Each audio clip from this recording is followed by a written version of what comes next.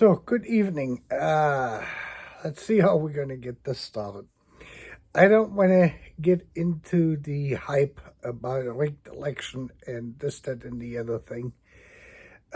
What we're going to do here tonight is to take a look, a little bit of an analysis of what this is actually going to mean going forward.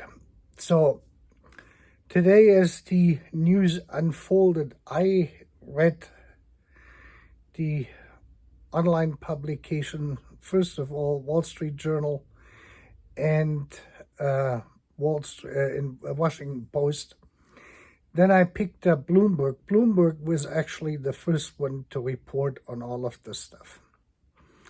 Then I looked at the German Die Welt, German newspaper Die Welt, Süddeutsche Zeitung, and FAZ, FAZ, Frankfurter Allgemeine Zeitung. And then I looked at the Le Figaro, the French publication, pretty much in that sequence. Then I listened to the one blog post fellow from Russia who is now I gotta think in what country he is, in Kyrgyzstan or Uzbekistan, one of these two places he left last year.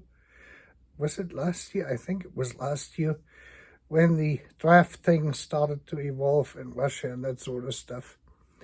And I listened to him as he was doing a live blog, a live video, live cast from his location there, and he shared his ideas on this.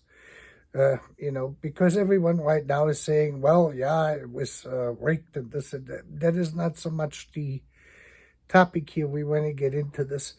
The last newspaper I picked up, and then I looked at Bild Zeitung, which is our boulevard paper, so to speak. It's the biggest publication in Germany, and it is always on a sensationalism-based kind of reporting, what they publish there. And so that's something you look at, and just to know what the broad public in Germany is going to read and how they're presenting it to the broad public. And then the very last paper I got to think about this was, I pulled up the old official newspaper from East Germany, from the SED, that was Neues Deutschland. It is still published today as an independent newspaper, but based in communism. And I thought, let's see what the German communists have to say about this election in Russia. And they said, of course, the same thing. It was rigged. They weren't happy about it because they don't like Putin. And they actually made a point. Something I had pointed out in my last video is that that Putin and his political party, or his people who are aligned in his party, had basically picked up certain program parts of the today's communist agenda of the German Communist Party. Not all of it, of course, but just a few things. And this is where I wanted to start on this, because I think that's what is important. And that kind of goes back to what I said in my last video a few weeks ago, with the conversation I had with Alexander Kokeyev when he came to West Germany in 1988, and on the meetings I had with him, which he pointed out, I just want to reiterate this, the problems they had with consumer products, the supply of consumer products in the latter part of the last days of the Soviet Union, say like from 1985 until 1991, until it all collapsed. And I have pointed out that these things today are basically a undoing of what they had in the Soviet Union, and they're trying to get into a new Russia, based to a certain extent of this what they had before. And this is basically what we're saying. I would classify this as political buffet-style presentation of political programs to the broad Russian public. And what I mean by this is normally in the Western democracies, whether here in the United States or in Europe, you have a political party who is based on members in that party who have a similar political belief. Whatever the values, morals, or programs, agendas are, they come together and they kind of have a core program. Here the Republicans have it, and the Democrats have it, the Libertarians have it, the Green Party has it. We have a Green Party here too. We have several parties here. We also have a Communist Party in the United States, and we have a Socialist Party. It is just no one ever votes for them because that is just too extreme for American mainstream citizens to vote for or even get involved in something like this. The Europeans are more involved and engaged in this. You have that wide spectrum in every Western European country and now in many Eastern European countries. So what Putin did here is he basically, with his party and the people who are involved in this party, they piecemealed together a broader public, a broader program which has a few items from the communist days from the old Soviet Union, which the Russians liked. The most of the part they didn't like, but what they did like, they put in there. They took some stuff from the nationalists, that is in there. Then you have some libertarian stuff in there. You have free market kind of, economical things in there, and so on and so on. It goes on.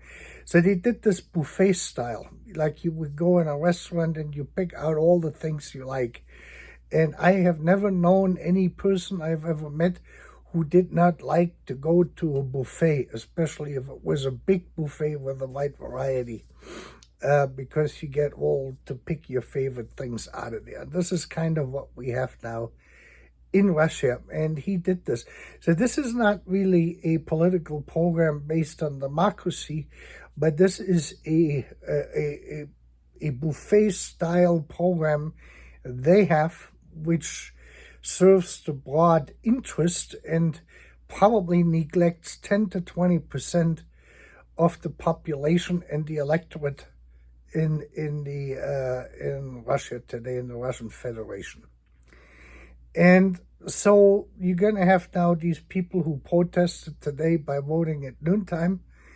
We will see what the punishment is going to be, if there is going to be any punishment, or if they're going to be generous, or which way that ever may go.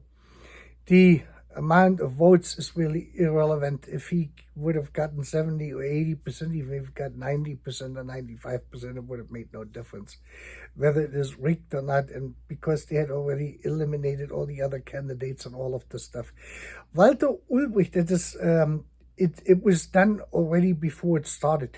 Walter Ulbricht explained this. Walter Ulbricht was the first secretary of the East German Communist Party, I think from 1948 or 1949 on.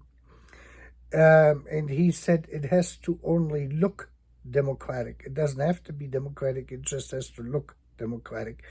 And it is basically exactly the same thing what we have now here in Russia. And again, here's this buffet-style things where they picked something from every other party all the way through. So so you can't really say this party is a Nazi party. This party there's too much different things in there, too many goodies for everyone, at least what was presented. Whether that is going to come true or not, that's a completely separate story, but that's how this was sold. And that is highly impractical to do here in the Western world. Something like this is because you have already so many parties which have these core, they're selling these core political programs already to the public and have been for quite some time.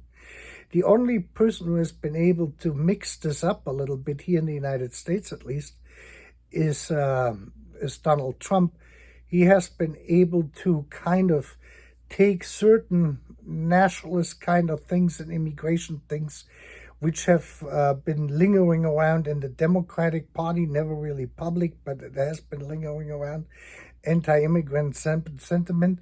It moved it into the broad public and sold it to a voter group which normally would vote Republican, and he probably dragged some of the Democrats who are really anti-immigration with him out of the Democratic Party into this mix. Now, the interesting thing is, and I had mentioned that before in my other videos, is Pence came out Friday, I think it was, or Thursday, and said the former vice president with Trump, and he said he will not endorse Trump because Trump does no longer represent the core conservative values the Republican Party usually has, or the religious right has. And I said that last year, is that the religious right was basically done with Trump already by the time when the last Supreme Court judge was nominated and then put into the position. That was when they were done. Their goal was accomplished. And now they really don't have a need for Trump. And this is what we have seen. So they kind of have drifted out. But that's basically on how this all kind of sort of interrelates to a certain extent.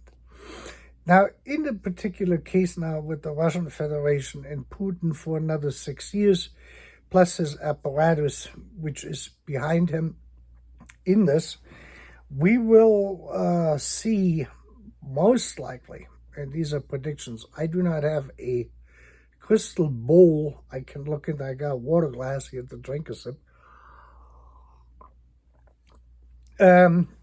To look into and say, tell you I can pretend to see into the future. This is based on common sense. Politics has a lot to do with common sense because the voters usually don't have any common sense. So the politicians take advantage of that fact. So it's usually the political field which has common sense. Even though it doesn't look like it most of the time, but they do, believe me, they do. And so with this election result, basically now everything is conform in the Russian Federation. And now the industrial military complex can move ahead and reestablish themselves to the full scale what they probably had during the Soviet Union, something in that direction, but based now on a free market economy, sort of, or pretty close to it, paid for by the Russian taxpayer to a certain extent, plus the money the Federal Reserve or the Central Bank of Russia is going to borrow or print. Either one of the two things, and that will increase the entire mobilization for the ongoing war, and then there will be a showdown with NATO. That is as sure as anything.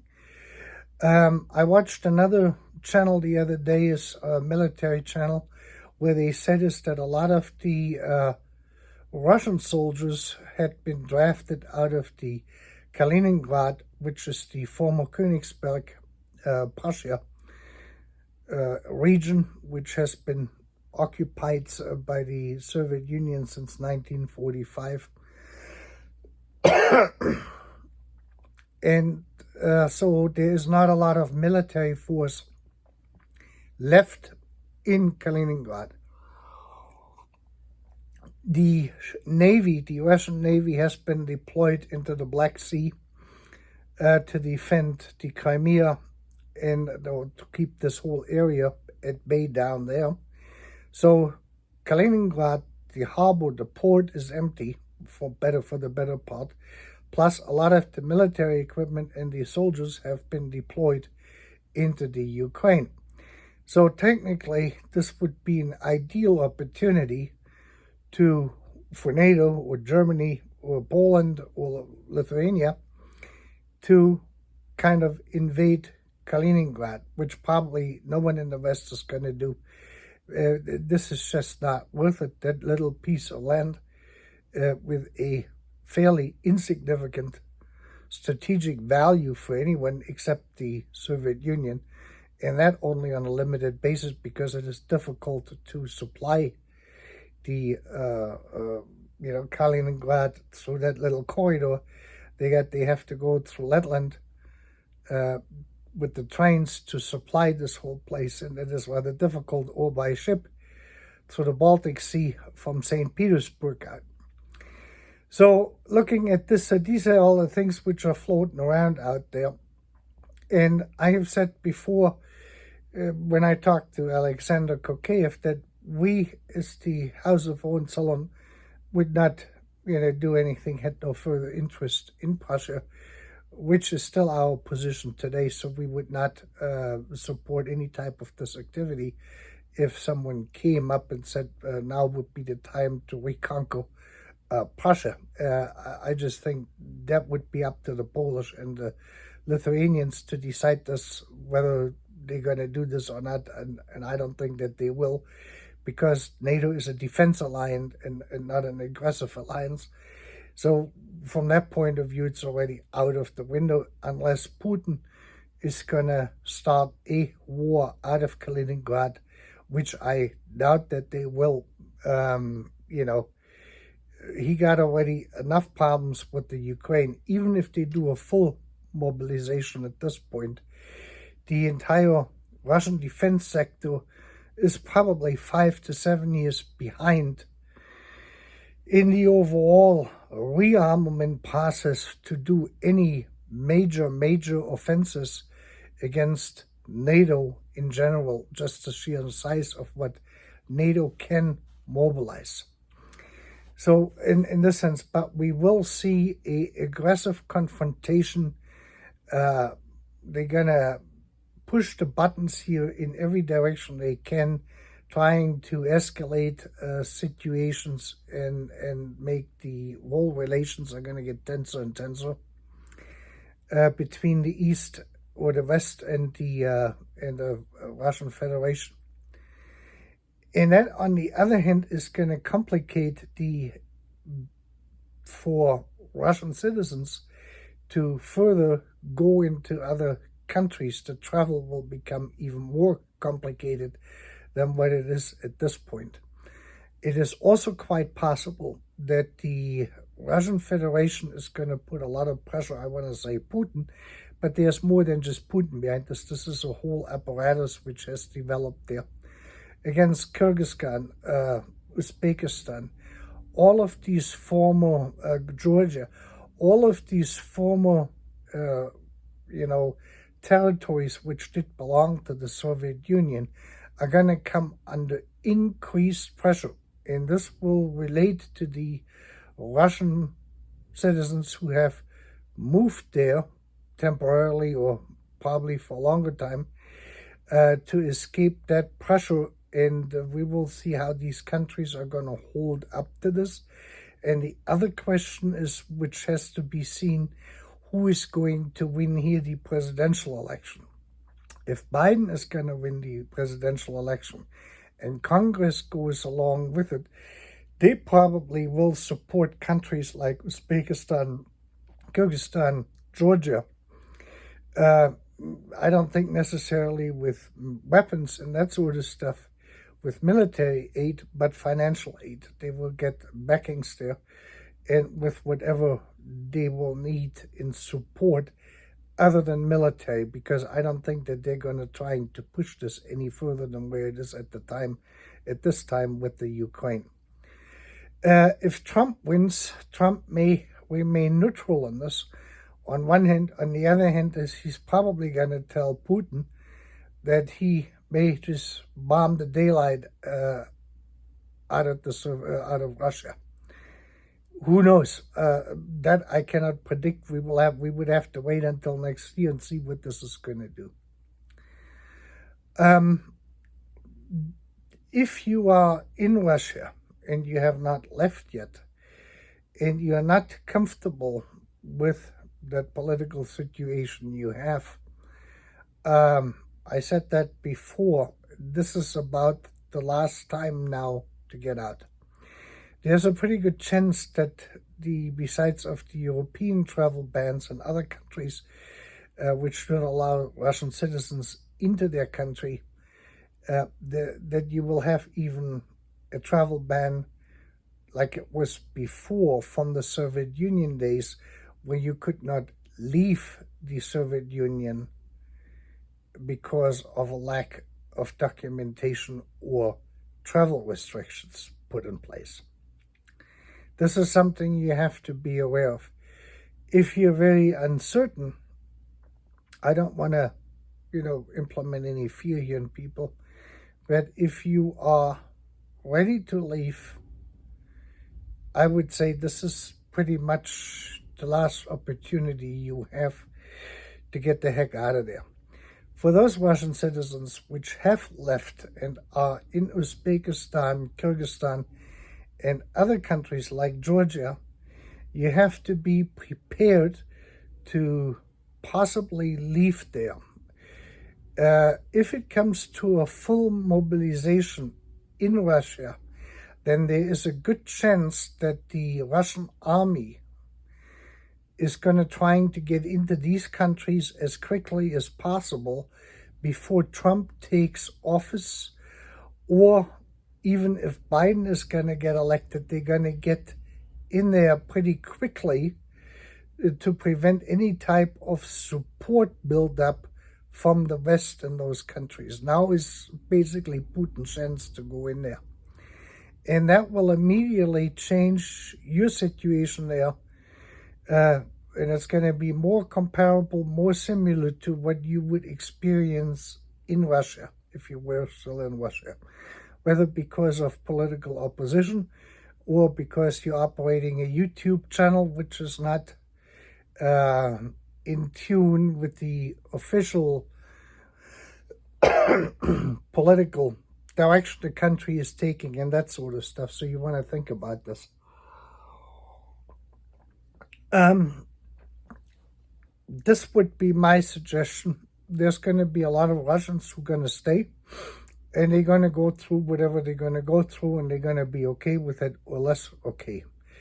At this point, the West has not reopened the asylum process we had during the Cold War for Russian citizens or any Eastern European who have been able to get out of the, Eastern European Comic-Con environment by whatever means they came, and they were able immediately to apply for political asylum in those days.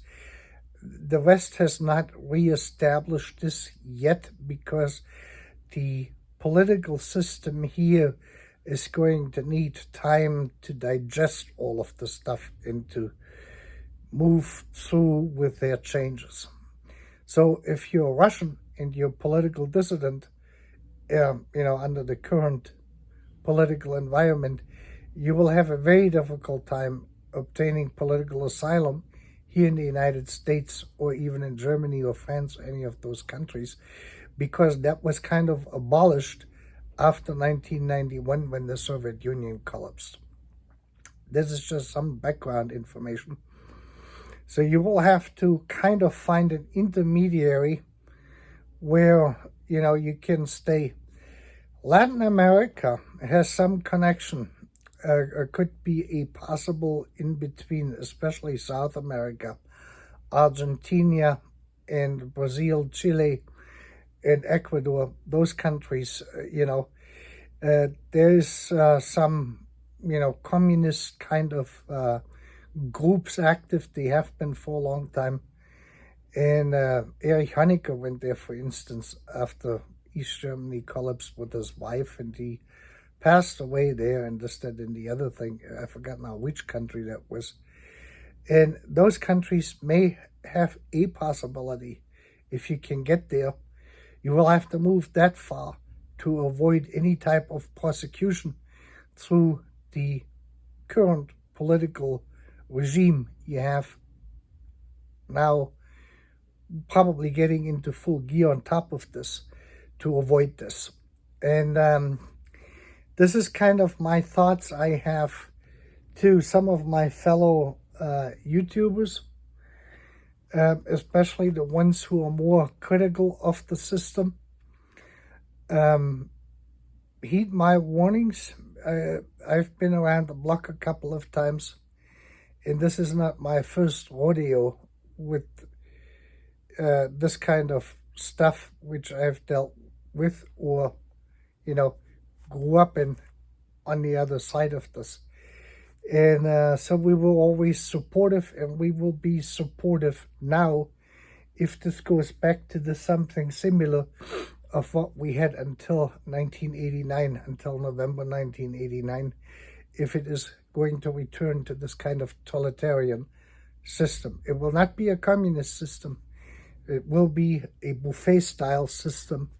But if the buffet doesn't have anything on there for you, then that is a good sign that you probably want to leave there.